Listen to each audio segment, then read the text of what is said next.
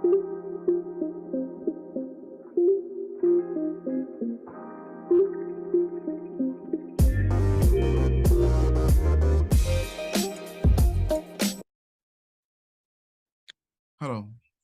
welcome to another episode of the Stemmy Conversations podcast, where we talk about all things STEM and ICT. Today, I'm your host, Bradley Downer. Today, we're having a guest, Mr. Ciaran Phillip. He's a forensic scientist, a science communicator, a keynote speaker, and consultant. He's a founder of Sure Science Consultancy, and in 2018, he managed the Syndicate National Laboratory.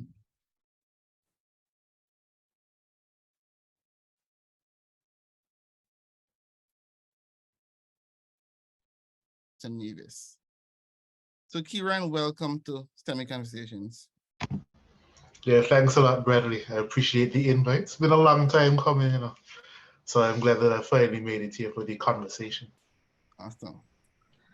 All right. So the first question would be, can you describe a day in the life of your career and a day in the life of a forensic scientist? Well, that's a good question, and it's one that I get often. And I often tell people that there is no typical day in the life of a forensic scientist. I mean, there's so many different forensic scientists. It's a very varied role. So a lot of people do a lot of different things. And for an individual like myself, I had the opportunity to work in a small Caribbean country, and every day was definitely different.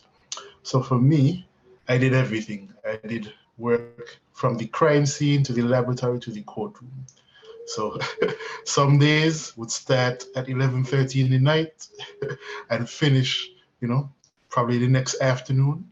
And some days would start, 9 o'clock in the morning. I'm at court in a nice suit and tie, waiting on a prosecutor to tell me, come on in, and testify before this court.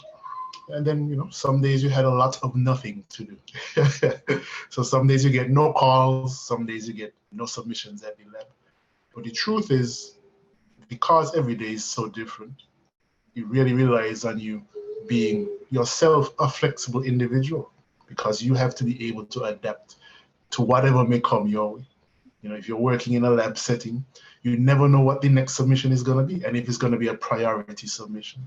So you have to be ready to deal with things like that. And if you're working on a crime scene shift, then every time your phone rings, you just have to be ready to respond, and you have to know what equipment you're going to need. You have to know how you're going to get there, and you have to be ready to strategize on the ground. So the truth is, there's no typical day for most forensic scientists. The majority of people, they just try their best with whatever happens at that point in time, because things can go wrong too. So even if you have a nice normal day planned out, the fact that one of your instruments might not be working might change your day completely. So there is no typical day for forensic scientists. Okay, thank you for that insight. If you weren't into STEM or ICT or forensic sciences, or in forensic science, what would you have done in terms of career? Wow, that's a nice question. I wanted to be a scientist for so long, right? That I kind of forsaked all the other things that I was good at. But fortunately, one thing that I always wanted to do was to get into public speaking. And I was able to do that finally in my career at this point. And I think another thing that I always liked, but I never really got to focus on because I wanted to be in STEM so badly, was writing. Do writing now, but I would have been a fiction author probably if I didn't get into STEM. As I used to like reading Hardy Boys by Franklin W. Dixon. So those kind of mystery stories, I was like, wow, I could write something like that. So in high school, I did actually write a murder mystery. Only one chapter of it though. It would have been a novel, definitely. But I did the first chapter. Awesome. I like writing too, but I Yeah, am at man. the point of dealing with getting a stable job in terms of, Yeah. I mean, not say a stable job, but in terms of getting to a different career and then writing and all of that. So it's unfortunate. but I'll definitely work on it after. So what are some requirements to pursue a career in forensic science? I would say the number one requirement, to be serious, is definitely to have a scientific background. We need people in the forensic sciences who definitely come from that scientific culture. I mean, a long time ago, persons who worked in crime scene investigation, these are people who were police officers who received that appropriate training to be able to use science out there in the field, out there in the real world, to try and locate evidence and collect it and preserve it so that it could go on for further analysis. And the thought really was that you needed to be a good investigator first to be a good crime scene investigator.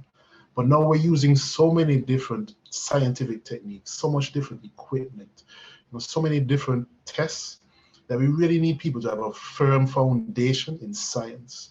So I would tell anybody who's interested in the forensic sciences in any aspect, whether you want to work crime scene, whether you want to work in a lab, whether you want to do training, whether you want to develop, technology for forensic scientists, come from a scientific background, study any science, I would say, because it's such a versatile field. I mean, if you like coding, you have digital forensics. If you like animals, you have wildlife forensics. So the truth is, study any science that you want, but when you come from that scientific foundation, you have all the skills that you need. Every requirement that can possibly come your way, you will have it all when you come from a scientific background. Thank you. So what are your reasons for choosing a career in forensic science? Well, I think my number one reason was that, first and foremost, I was interested in science from since I was a small boy. And it was always because, I would see it on TV and I like to see things change. That's the reason why I studied chemistry for my bachelor's degree, because you get to see a lot of things change. You get to see gas being given off, stuff bubbling. You get to see little explosions, color changes. You get to see things change. So I liked that. I like the fact that we could manipulate things and make them change.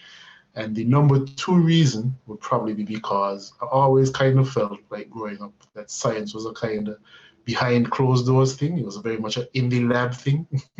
Like I would watch Powerpuff Girls when I was young, cartoon on Cartoon Network. Maybe some of your viewers might not know that. But these were these superhero girls, right? They were actually created accidentally by accident in a lab by a scientist. So the scientist, he had like all this great knowledge and just by chance created superheroes. And I felt like he was a hero in the story too, but he was always in the lab and the superheroes were always out there in the field, beating up people and trying to rescue other people and stuff like that. But when this show CSI came out, that's when I realized that scientists, they don't have to stay behind the scenes. You don't have to be in a room working by yourself. You could get to go out there in the real world and people actually depend on you for answers. And I thought that that was awesome. So that's my number two reason for being a forensic scientist. Other than that, though, you get to share science with the community. When a forensic scientist gets a result in the lab, like the next step for you is to communicate that, whether it is to, detectives investigating the case, whether it is to victims who want to have closure, or whether it is to the court, jurors and judges, like you need to let people know what the results are. So the communication aspect is also pretty big for me, sharing science with the community. Awesome, awesome. I like chemistry as well, so I like Yeah, seeing man. things change too. So what are some challenges you would have faced in your journey, either at work or university? Mm, mm. Well, I had a lot of challenges at my job. So in 2013, I actually graduated with my master's degree in forensic science from the Virginia Commonwealth University. And I was able to return to St. Kitts and thankfully was given an internship to work with the police force as a forensic scientist, really. So my internship was really getting used to the work of crime scene investigation. But in February of 2014, I was hired full-time. So I became the first ever civilian that was hired full-time by the government to work as a crime scene investigator. And being the first of anything is not easy. I definitely went through that. So one of the challenges was I was somebody who had absolutely no policing background. I spent a lot of years studying science. Absolutely none of that studied anything to do with policing. So it was not easy to integrate into a system where persons are very rank oriented. It's all about how you progress from the first rank, which would be a constable in our country, and on to the other ranks, and how you have to respond to persons who are in superiority. People in policing, it's very much about what the person at that rank orders you to do, rather than what is the best course of action in this particular context. And sometimes it's not always that way, but I would say that it was that way a lot of times, and I always felt like we should always be reasonable people. So we should be willing to sit down and discuss what's the best way forward. And if somebody has a suggestion, it really doesn't matter where it comes from. We do the best thing, but you have to actually listen to people who are in superiority, people who are in positions that give them that superiority to direct people how things go. So that was challenging for me. And part of that was also just being somebody who was really an outsider, all of a sudden coming into a whole new culture. The change aspect of it wasn't easy. Like people in general wanted to see more science. They wanted to see more forensics involved in the work of the police. But you can't really just change it overnight. And it kind of sort of happened that way. I kind of changed things overnight, and it really wasn't good for a lot of people. It took a long time for people to adjust to the idea that, hey, this guy's here and he can do this work. He might need certain provisions. So yeah, I had a tough time with that. In school, did fairly well at university level. Had a few times when I doubted myself, particularly when I was doing my master's. I was at the Virginia Commonwealth University, which was a predominantly white institution, had only one other black person in my program. And I really did feel like I had something to prove. And I really, looking back at it now, I should not have felt that way, because I made it into the program. I had all the requirements. I did very well in my bachelor's degree. And I was really doing well in most of my classes, but I tried so hard to prove to everybody that, yeah, I deserve to be here, that I think I really, annoyed everybody. And I kind of, broke some bridges even before they formed. So I would say the lesson that I learned from that, looking back now, is you don't really need to prove to anybody anything more than what you've already done. If you're already in the position, it means that you have value. It means that you can add value. So don't try to add, and don't try to necessarily bring your intelligence across in a way that alienates other people. I like that. I like that. You don't have to prove who you are. Yeah, I like that. You don't. So how did you overcome these challenges? Well, in terms of the job now, like, I felt like many times that if I just had somebody to support me, if I just had somebody, who was in a high-ranking position, that would say, yes, Mr. Phillip is the guy, then I would definitely get through better. But I mean, things don't really work that way. It takes time to foster relationships, and you have to start with who is closest to you. So in the professional world, we don't work alone, and definitely forensic scientists do not work alone. It's very team-oriented. So I was working closely with several different people, and just from forming good working relationships, just being a good partner to, another crime scene investigator on a case, just being somebody who was willing to read over a report that was written by a colleague, just being somebody who was willing to work. When somebody felt, I'm not feeling so well, could you go to this scene for me? Yeah, man, I'll definitely cover for you. Being somebody like that, you start to foster relationships and let people know that you're really on their side. And eventually, people build up a greater sense of trust and confidence in you. Not necessarily that you have to prove to them that you have all the knowledge and capabilities and the skills, but more so that you're very much willing to be a part of the team. And so I spent a lot of years doing that, but it really did pay off because people knew that I already had the knowledge. What they didn't know was if I was going to be willing to work in this system. So after showing them that, yes, I'm here to be a part of the team and I'm here to stay, I advanced pretty rapidly after that. And I was able to become a team leader after some time. Not only a team leader, but also a crime scene manager, which is really responsible for handling how the overall security of the scene is done, as well as how evidence is collected and directing the team in terms of relating what evidence has been collected to other persons like detectives who are also investigating, or forensic pathologists who might come in as well to do the autopsy for somebody who has been killed. So things like that, was really good. And of course, eventually in 2018, after the first forensic lab was built on the island of St. Kitts, I was the person that was chosen to be the manager. So, you really overcome these things. At least, one way that you can do that is by fostering good working relationships with your colleagues, not just being somebody willing to support people in their work and do your work as well. In terms of grad school, though, I would say I did not overcome the challenge of being somebody who was, definitely a know-it-all. It took a long time for me to understand that, what I was really doing wasn't proving anything to anybody. Trying to answer all the questions in class or trying to ask the hardest questions when people were doing their seminars. It just annoys people. So in retrospect, I didn't deal with that well. But I would definitely say, my advice is, don't try so hard to prove anything to anybody. Remember that you are there and you are valuable already just because you were able to make it to this point.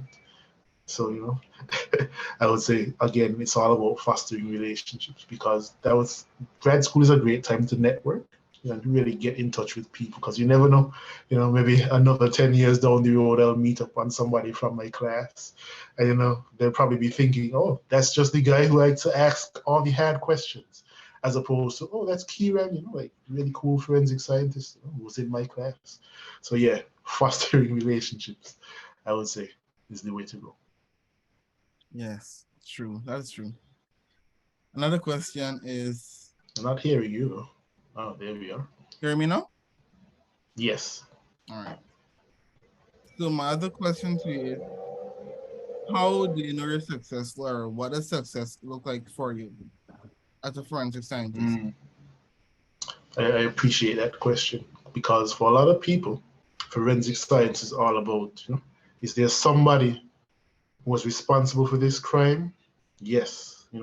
Can we find evidence to make this person look like they're responsible for this crime? Yes. Can we take the evidence to court and make the person look like they're responsible for this crime? Yes.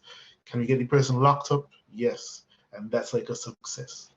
But what forensic science is really about is finding the answer to the question of what is true. That's really what we need to know. And the truth is, it's very hard to determine the exact truth, especially for something that was not recorded on video or was not recorded on audio, or somebody didn't see it direct play out from beginning to end. It's very difficult to determine what is true. Forensic science could only help you with a small part of that. There's certain items of physical evidence that will be able to tell you, all right, it seems like this person came into contact with this surface and left their fingerprint, before I came and found it.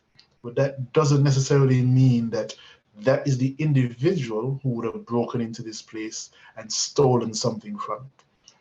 So forensic science is really, answering these small questions and providing you with good information to say that yes, this is a fingerprint. Yes, we can identify this fingerprint to this individual. But anything more than that, it's really difficult to say. But what you really want to do as a forensic scientist to be successful and to help answer the question, what is true, is if somebody was to find, let's say, a tiny drop of blood when looking for a missing person, first of all, is this blood? Yes, it is true that this is blood. Forensic science can do that. Can we identify whose blood it is? Yes, we could do DNA analysis and identify whose blood it is. anything more than that, like how did the blood get there? When did the blood get there? Those questions become more complex and complicated. But if you can explain to people that this is what forensic science can do, we can identify that this is definitely blood, we can identify whose blood it is, then that is a success for forensic science, because that is in itself good information. You never know what else we'll be able to find after having that information. So when you can explain the science to people clearly, and you can show them that these are the results, and not blowing up the results to mean anything more, that's a success for forensic science, particularly when you communicate that in court to a bunch of people like jurors who have very little scientific background. But when they understand what the evidence is and what it means in this context, then that is a success for forensic scientists. Awesome. I have two other questions. So, how is STEM or ICT integrated into forensic science? Every single area of STEM is utilized in forensic science. First of all, you have the S, right? You have science. And the truth is, every scientific endeavor can be a forensic science, because remember, it's all about answering the question, what is true? Like I mentioned, if you like animals, you might study zoology, right? And we have wildlife forensics, being able to identify, what this animal is. Was this animal an animal that would have died a natural death? Was this animal in its natural habitat? Those kind of questions you could answer, by being a scientist, in particular a zoologist working in wildlife forensics.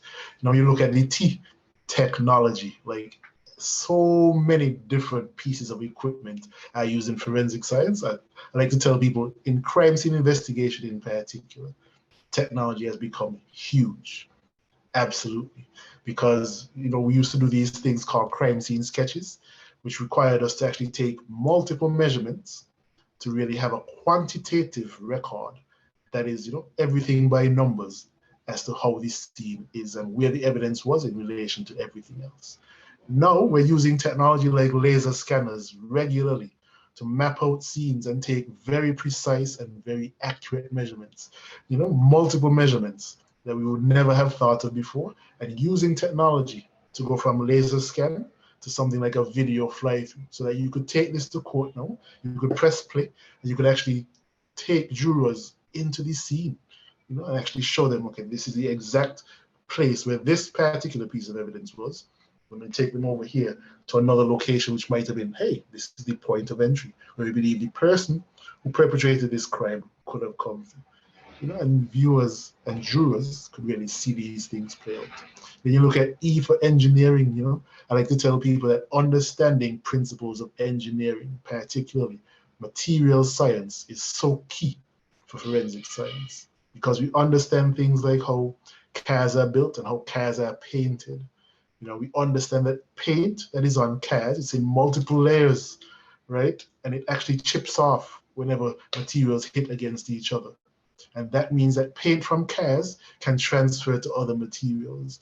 And because we know that paint on cars is in multiple layers, we know that we could identify possibly the make and model of a car from the paint that we find transferred onto other materials. So that understanding of how materials are manufactured and engineering is so key in forensic science. And then we look at mathematics, like I mentioned, laser scanners. Laser scanners are using complex mathematics in order to do their job. And crime scene investigators would use multiple things in mathematics as well. If you're looking at bloodstain pattern analysis, you're using trigonometry to understand the direction and the angle of how blood would have come into contact with the surface. And that can tell you what was the event that led to blood coming into contact with the surface. Was it that somebody hit somebody who was already bleeding, or was it that somebody had something with somebody's blood on it and was swinging it around? That is trigonometry. And that is one of the coolest things that you would find in forensic science, looking at bloodstain pattern analysis. So yeah, man, every single area of STEM in the forensic sciences. Let me be honest, I dislike maths, but I think from all the episodes I've done, everybody keeps saying maths, maths, maths. So it is really a very important thing to learn Yeah, and work on it. definitely. And my other question, what advice would you give to young adults or high school students who might want to pursue a career in forensic science? Well, going back to the question about the requirement, I mean, I can't stress it enough. Get comfortable with science. It's something that I am definitely biased towards because I'm a scientist, but I feel like, you know, for all people, working in all professions, we need to get comfortable understanding and interacting with scientific information. And particularly for forensic scientists, you really need to get good at science. And like I mentioned, there's a variety of different careers in the forensic sciences. So you don't have to study, chemistry if you don't like it. You don't have to study physics if you don't like it. But maybe you might really like biology. In fact, maybe you might even like marine biology. And you never know, there will be careers that, take place in that marine ecosystem where you could apply that in apply marine biology towards answering the question, what is true? So definitely, study science, get comfortable with science. The other thing, you say you didn't like math. A lot of people are talking about maths when they come on the show. It's because, maths is something that is a useful skill to have, right? It's just a very useful skill. Fortunately, we're moving away from having careers where we have to do things like calculus by hand every single time that we handle a case. So, you might not need that really high level and really abstract mathematics, but get comfortable with the skills of math, in particular statistics, because those mathematical skills, they're very heavily applied in the field of statistics. And in statistics, we're trying to integrate that more and more into forensic science to give people useful information about what is true. So that's my number two thing. Number three, get really good at communication, reading, writing, speaking. You need to be comfortable with these things as a scientist, in particular as a forensic scientist, because you're gonna have to do a lot of reading, probably reading up on things that are outside of the field of science, like legal cases, understanding legal procedure. You're gonna have to do a lot of writing scientific reports, and not just writing them, but writing them in a way that people who are not scientists can understand. They can find the information that is relevant for them and really understand what you did and why it is important. And of course, speaking. Because when you go to court, you can't just read off of a document. You have to actually speak about what you did, and it's really important that when you speak in a way that communicates the information to people in a way that they can understand. So you have to know your audience and you have to be able to speak to them and occasionally with them, because outside of the court, you look Caribbean. A few of my cases were actually persons who had died on cruise ships. And you're looking at talking with, doctors who are on cruise ships, nurses who are on cruise ships, or just people who are just crew, sometimes even housekeepers. You have to discuss with them, and ask them questions and give them information that's going to help everybody resolve this particular matter. So you never know who you're going to come into contact with, and that's why speaking is such a key skill for forensic scientists. So get comfortable with that as well. So to recap, get comfortable with the sciences, get comfortable with maths, get comfortable with communication, all aspects, reading, writing, and speaking. Thank you for that insight. I would say math is a universal language because in everything you do, computer science, public health, forensic science, math Definitely. indeed, it's needed. And science communication is needed. Like you said, you might, as a scientist, you might want to utilize your big jargons, but when you're speaking to the public, you have to literally speak that anybody can understand.